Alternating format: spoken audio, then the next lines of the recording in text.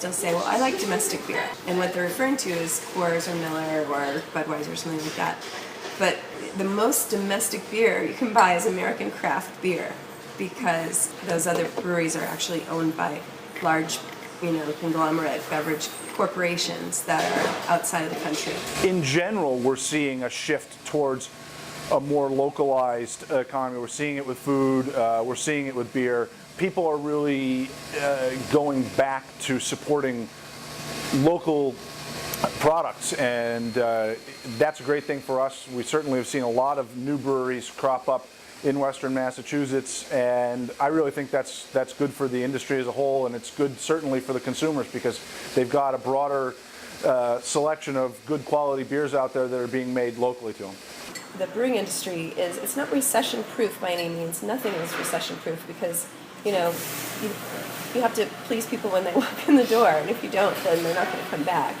But in terms of the economic downturn, people were choosing a little more carefully, and they were still choosing a product that was locally made and lovingly made, and provided with good service. We have malted grain, malted barley and wheat that comes to us in either bagged form or bulk form. We have our bulk pale malt comes to us from Canada. We get bag malt from England, Germany, and from Ohio and Wisconsin. We also get Czechoslovakian malt as well.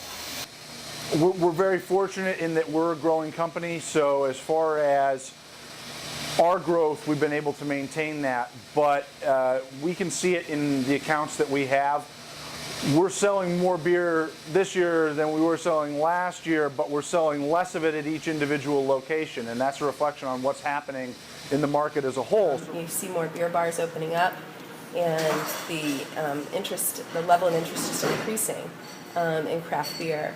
And beer sales, I think overall in the United States, are actually going down, but that's not craft beer sales. Craft beer sales keep going up. There's just been 2 generations now, at least, that have just grown up with nothing but craft beer or local beer. I can speak for myself, and maybe in Virginia, when we went to buy beer, it was like Heineken, Lowenbrau, Labatt. But now you grow up in a town that has all this, this beer available. Then you see it, your parents drink it, and then we're creating the 2nd generation, 3rd generation of craft beer drinkers.